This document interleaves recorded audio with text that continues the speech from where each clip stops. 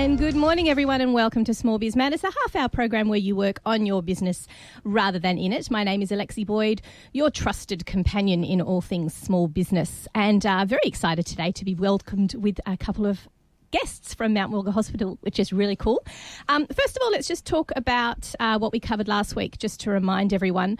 Now, last week we had a bit of chat about over-volunteerism and overextending yourself. And, of course, if you'd like to listen to that podcast, you can jump onto the Small Biz Matters website where podcasts are available very soon. My regular listeners will know that I've been getting that up and running, but as all small business owners know, it's very tricky to get a website going when you're trying to service your clients and do everything else. We wear many hats. Speaking of wearing many hats, today we're going to be talking about workplace incidents, workplace falls, and a lot about Mount Wilga Hospital, which is a very fundamental part of the Hornsby community. It's been around for many years and services the Hornsby community in terms of rehabilitation services and medical services. Am I right? Mainly rehabilitation services. So. Excellent. Well, let me introduce my guest. That makes a very sensible segue. Today we have Sarah Collison, who is the manager of the Occupational Therapy Department at Mount Wilga, and Sally Yates, who is part of the OT reconditioning team. Thanks for joining us today, guys. Thanks, Lex. Thank you. That's welcome. Now we're going to be talking today about Mount Wilga Hospital. Do you want to give me a quick little rundown about what happens at the hospital, really? And we know it's there. It's a beautiful old building that we all know about, and it's nestled beautifully in the bush, like all things Hornsby. It is in a very lovely location. So yes, we are located up in Hornsby Heights, surrounded by beautiful bushland, and we have a 119-bed inpatient ward at the hospital. So we will see patients who've come in after a neurological injury. Perhaps they've had an orthopaedic surgical procedure, like a hip replacement or a knee replacement, as well as we see people in our reconditioning team who perhaps have had a fall or some sort of situation in the community. So we see quite a range of patients at the hospital. Yes, so it's not just the elderly who have had falls, because that's what happens in my mind when I think about it. We see quite a range of people from our local community coming in to see us. So. And again, great to have that local service so close to our doorstep. Yeah. Do you work in conjunction a lot with Hornsby Hospital? We do. So we do get a lot of referrals across from Hornsby Hospital. So people may go in there for their acute medical care, and when they're ready, perhaps not ready to be discharged home and they need a bit of a stint of rehab, they'll come across to Mount Wilga to have that rehab with us. So. I think my mother, from memory, she was with you guys about, God, you're not going to remember her, but do you remember this woman? So she had a double knee reconstruction and then she came there for her rehab. Yes, so that's typical right. Post-surgery rehab. Yeah, definitely. And we actually do get a lot of repeat customers, if you like. Yep. So lots of people do come back to us time and time again, whether that's had their surgery or they have had a fall or they need a top up with some of their rehab. So we do see a lot of people coming back to us again. And I think once again it's just really lovely to have that, just to have that in the Hornsby area and have it so close, because quite often when you have that sort of rehab you can end up in other areas of Sydney and that's so inconvenient for your family, which brings me around to I guess the point of today's show, which is to talk a little bit about how it's important as a small business owner to be conscious of these things and to think about the fact that we're only 5 seconds away from being debilitated and how that might affect our business. So while we're talking about the processes of what goes on at Mount Wilga and how fabulous the team are and what sort of incidents they are exposed to, I'd like all of my small business listeners to think in the back of their mind of, well, if this was to happen to me, how lucky am I to have this on my doorstep? But what do I have to do to put not just myself back together, but also my business back together? And we are literally just a moment away. Sally, tell me about some of the people you might see on a day-to-day level that maybe, have had incidents and how it affects their lives in such a dramatic way.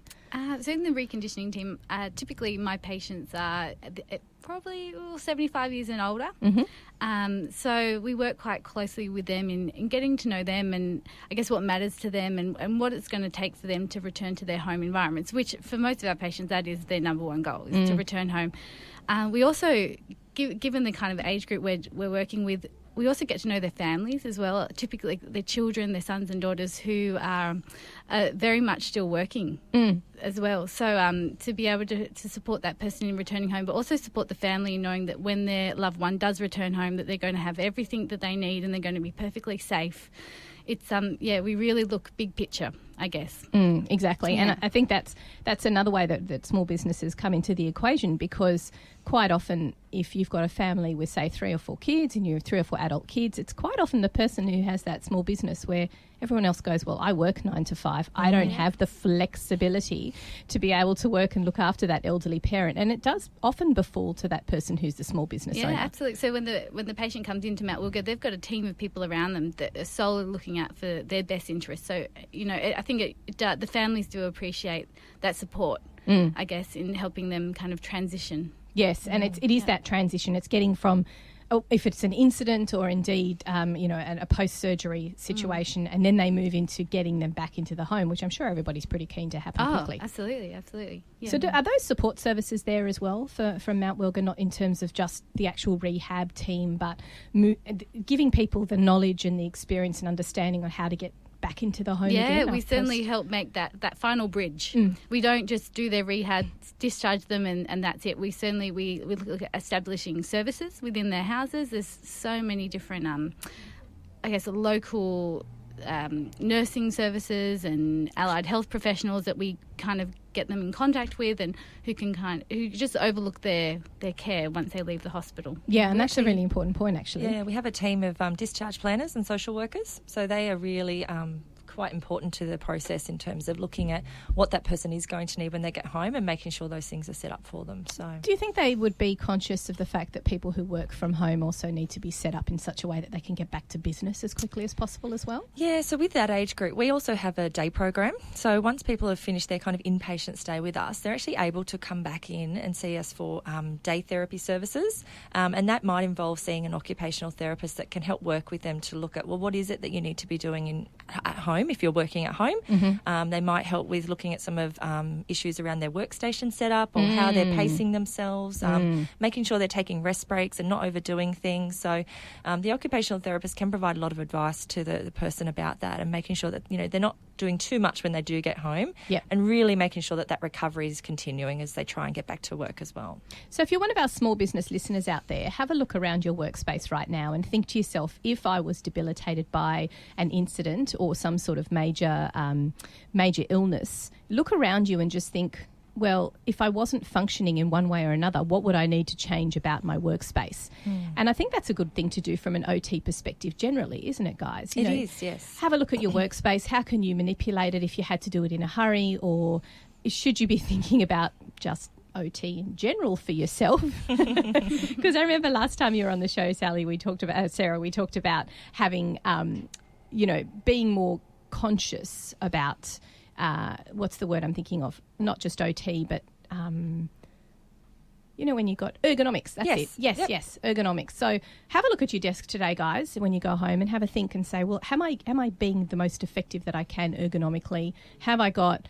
Actually, I was just talking to my cousin the other day and he said, my wrist is killing me. And I said to him, well, that's because you've got one of those stupid old-fashioned tiny weenie mouses and you've got very big hands. So maybe you should think about having a wrist rest or things like that.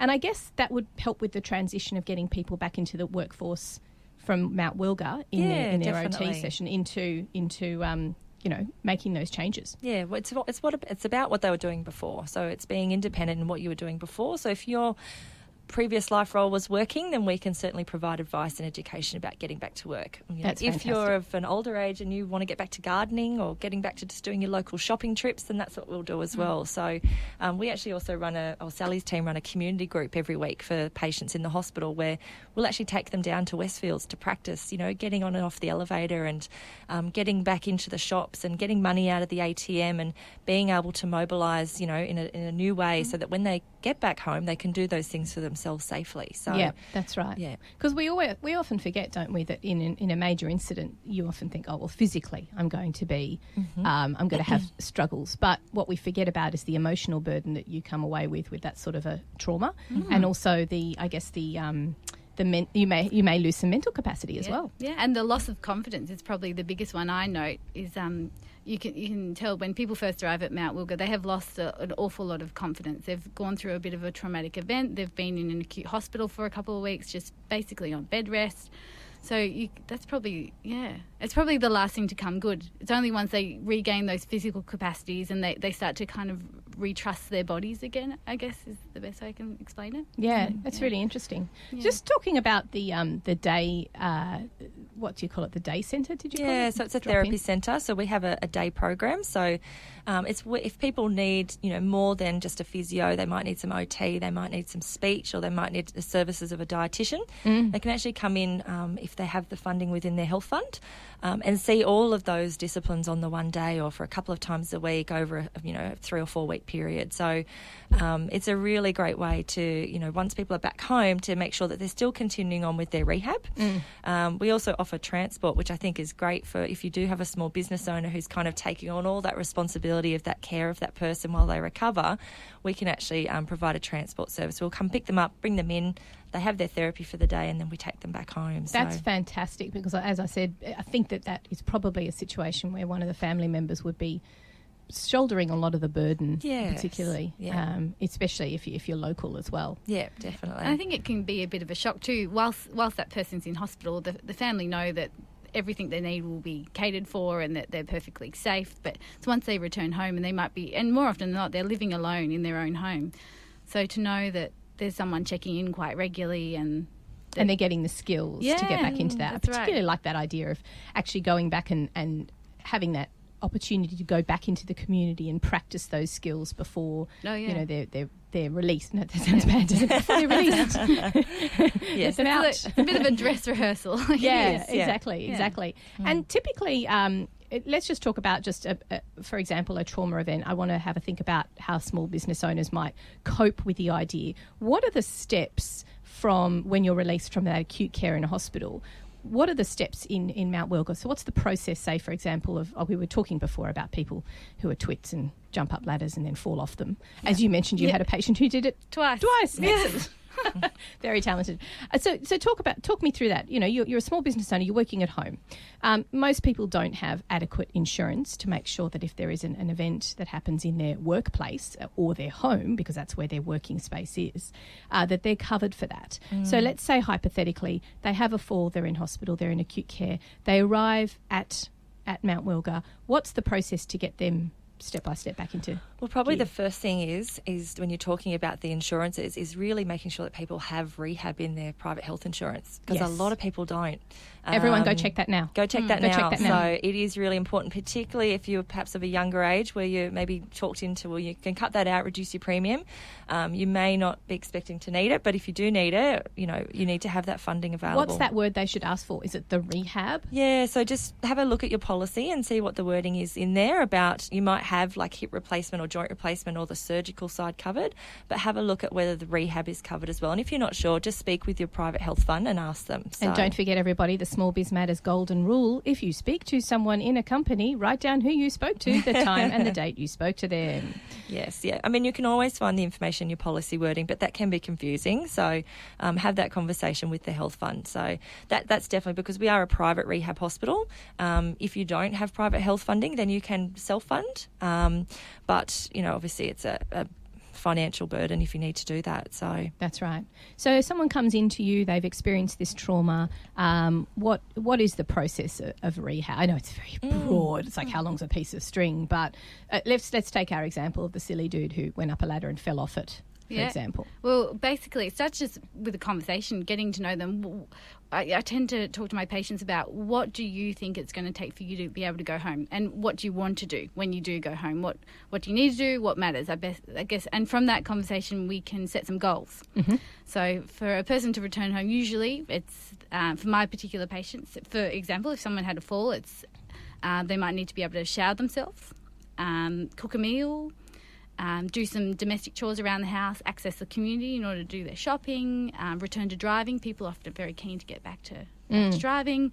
In terms of, and I'll ask them about their confidence. So you've had a fall, how are you feeling? And they think, I'm a bit nervous, and here's a group of people telling me to get up and move, and I'm quite nervous about the thought of that. So then comes a lot of education about preventing the fall and things that you can do to prevent the fall. And we talk about a graded return to ADL performance, so activities of daily living. So when they get home, it's not about making up for lost time. It's about gradually returning to the things they were doing before, not rushing it. So I like that. That's fantastic, because you really take the pressure off them. It's not about returning to exactly the way things were before. Yeah, that's fantastic. Absolutely. So we set our goals with the patient, and we set time frames. So I'll often ask them, so how soon do you want to be able to return to showering yourself? And they might say 2 weeks. And if, I can offer some advice as to how long I think it might take to achieve that goal. And then we very much work as a team. So we'll go back and we'll have a case conference once a week, and we talk to all the other members of the team, and we talk about that patient's progress in meeting their goals, and constantly reviewing things. And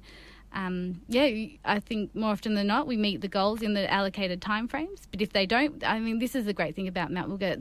There's not a whole lot of pressure on people to get out to be discharged before they meet the goals. We really are client-centred, and we work with the patients. And I'd say that's pretty typical. I think most of us, touch wood, haven't had that experience where we need to be rehabilitated. So it's very interesting to find out that no matter where they are, whatever rehab centre they're in, that's kind of the process. Isn't it? You've got a team very goal-driven, of people. and it's a whole team of people helping you work towards those goals, which you've established yourself. They're quite meaningful. They're goals that matter. So with that, people are very motivated to achieve them. Fantastic. And then we just put in place the therapy. Once we have the goals, we just put in place the different therapies in order to help them achieve that. Reviewing the goals is important, and then when we're in that final stage, we start talking about services and setting up the house. So we more often than not, I'll take my patient on a home visit, so I'll take them back to the house. We just review things room by room. We make sure they can get in and out of the bed, in and out of the shower, on and off the toilet. Get rid of trip hazards. Yeah, we absolutely, in order so these things don't happen again, and just make sure they're feeling as safe and as well supported as they can. We do a lot of home modifications and equipment prescription. So it's quite comprehensive, but often when we come back from the hospital, you can see this big sigh of relief that, they've been home.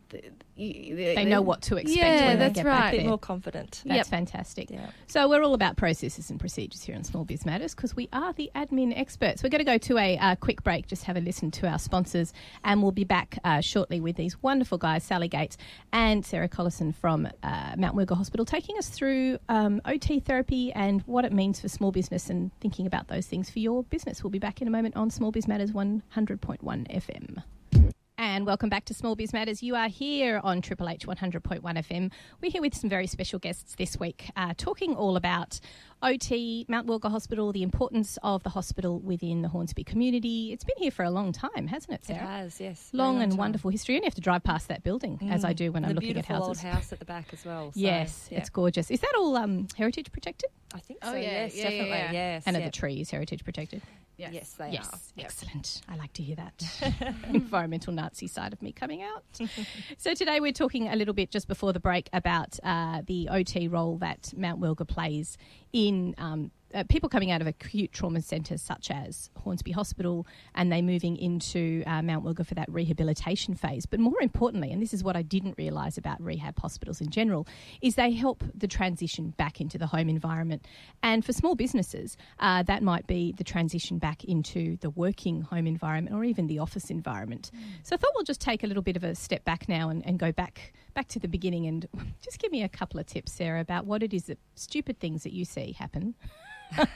Like we all do when we watch those silly videos, silly things that people do to almost enable themselves to have a workplace injury, because we don't think about that as small businesses. If you're in a corporate, you've got ergonomic specialists coming to you every 5 minutes telling you how to sit and how to organise your screen and what level your screen should be. So if those of you who have had corporate background are pretty familiar with that, but we don't think about it when we are in the home office environment as a sole trader. Yeah, look, and a lot of injuries that do happen, within that working home environment will tend to be around lifting. So perhaps lifting a box of something or moving a piece of furniture because you don't have someone else there to help you do it. So another thing that tends to happen a lot is issues which are related to a person's workstation setup. And I have seen that a lot in my past practice. So in particular, those kind of wrist injuries that we talked about before. Is that RSI? Is that what I'm thinking of? It used to be called RSI. Oh, it's not that anymore. Well, I think there's some question mark about whether it's the right terminology for it, but more so it tends to be about positioning of the wrist and how it's being used. use. So really looking at, how is your workstation set up? Are you using your mouse constantly? Are you talking on the phone, or you've got your phone under your ear and your shoulders to your neck? And just thinking about how you are positioning yourself at the workplace, because if you're doing that day after day after day after day, that is when you're going to start to feel perhaps a little bit pain and discomfort in your neck and your shoulders, in your upper limbs, and that's what you need to kind of be aware of. That's your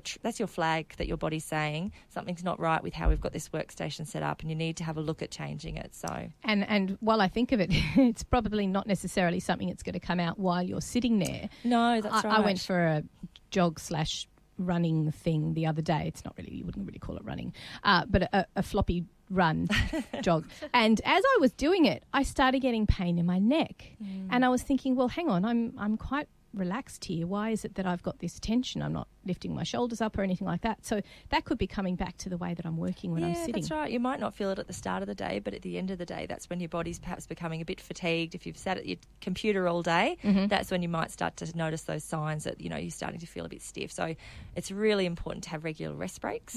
It's very important to make sure that, as I said, your workstation is set up, and just to pace the activities that you do and to try and break them up. So, try not to sit at the same place all day. Maybe you go up and you stand and you do a walk around, or if you're having a phone call, you walk around while you're doing the phone call, just to change things a little bit. So. And somebody said to me the other day, you try and drink about 1 litre of water, so you have to get up and go to the toilet every Yeah, that's a great idea, actually. Definitely. So. Makes you get up. Yeah, that's right. Now, can I ask your opinion as an OT specialist? What is your opinion on standing desks? Are they worth it? Is it worth forking out the $1,500, $1,800 for a standing desk? Is it really going to make that much of a difference? Oh, look, it really depends on the person and the type of work they do. It's actually quite interesting, because we're actually looking at getting a sit-to-stand desk at Mount Wilgar that we can trial with our day program patients that are coming in. And one of the things we really like about it is that it sits on top of your normal desk, and it actually raises the computer up. So you actually don't need a kind of special desk. Oh, is that what they had at Officeworks the other day? They do, yeah, they do. And I think there's another one called a Veridesk, and they're actually a lot cheaper. So they're about $500 or $600, perhaps even less than that. So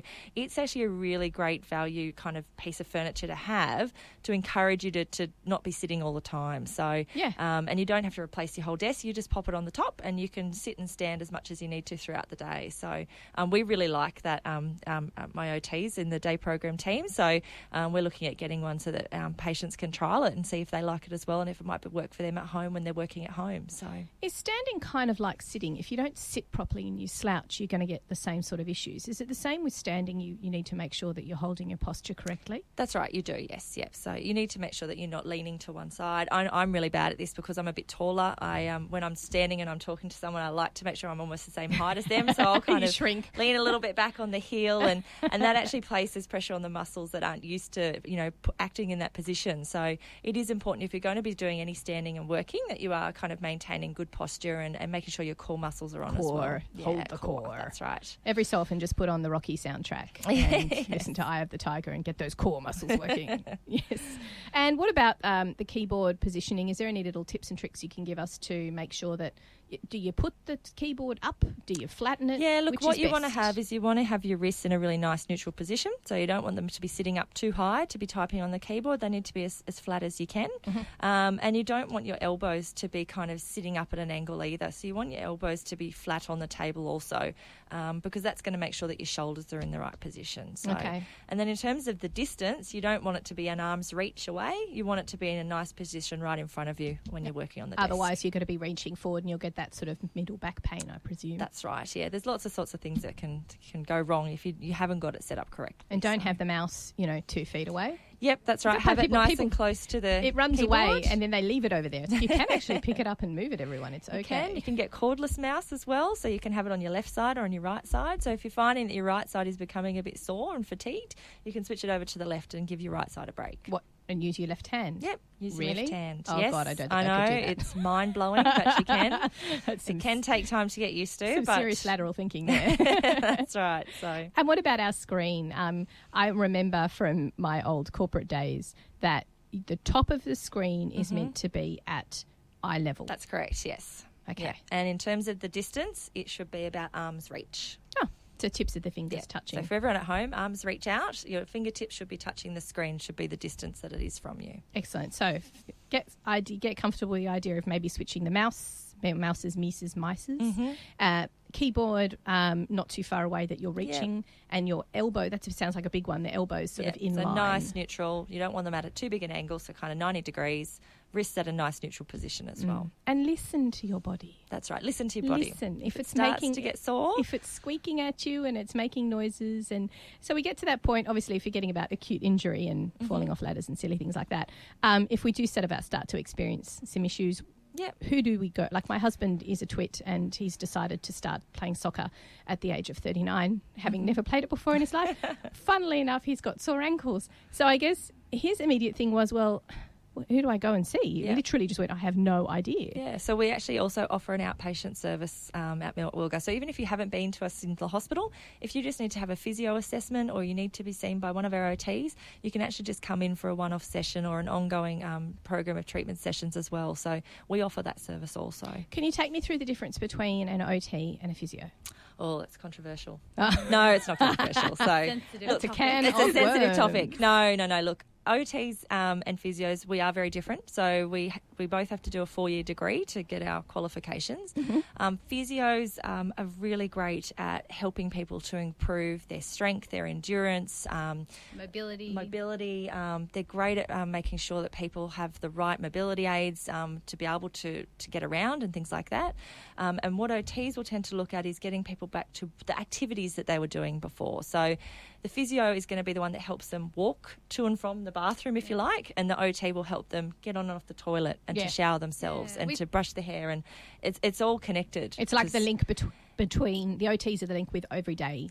Yes, that's right. Yeah, but we absolutely need the physios to do what they do to be able to help that patient. Yeah, so we depend on each other so much. Yes. I mean, the physios, they work so hard on building up the strength of these patients, and then what we do as OTs is help apply it.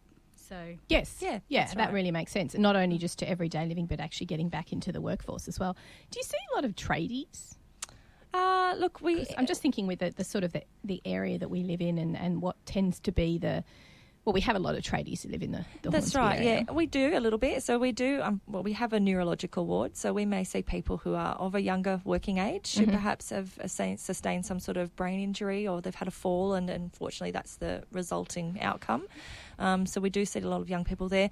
We also probably see a lot of tradies who have, worked very hard all their lives and then have had to have a knee replacement or a hip replacement and things like that. So we're certainly seeing them coming in for their rehab after they've had those procedures. So and helping them kind of get used to, the new knee that they've got, and making sure that they're, gradually getting back to the activities that they were doing before, and that really building up the strength and capacity that they have after that surgery. I think that's a really good point. Is that we so often when we're young you forget how physically enduring your body is and how fantastic it's working at the moment, and as we get older it's a gradual process, and that we need to remember that we're not spring chickens anymore. No, definitely. And one of the things we've been talking about a lot with falls prevention in the last week is, having regular checkups with your GP is really important. Making sure, you're going to see an optometrist to check out your vision, and just doing those health checks. Nobody thinks of vision and hearing. Looking after your back, that's another important one. We've had a few tradies come in after a back surgery as well. After time, they've just worn down a few discs and they get a bit of lower back pain. So unfortunately, it's resulted in a surgery, and so then they come in and we do a lot of education in looking after your back, talking about various spine care strategies just to make sure, because that's another thing people I don't think are as conscious of as we probably should have, is looking after our backs, because like you said, over time, our jobs do take a toll on our bodies. That's right. Yeah, and the physical aspect that tradies have got to put up with particularly. Or just people sitting on their butts all day for 12, 14 hours a day like we do. So or just years of bad posture. That's right. Yeah. Exactly. So it's quite funny actually, because I went through a number of chairs at my desk. I think I paid a small fortune in trying to find the right chair, and eventually just gave them all away. Do you know what I sit on now? A wooden dining room chair. Yep. Do you know what? It's brilliant. I can't slouch. Yep. I can't sit back because it hurts, because the wood is so hard. It physically hurts my back. And because it's rock solid, like, not even a cushion on there, and because it's so hard, it forces me to sit up.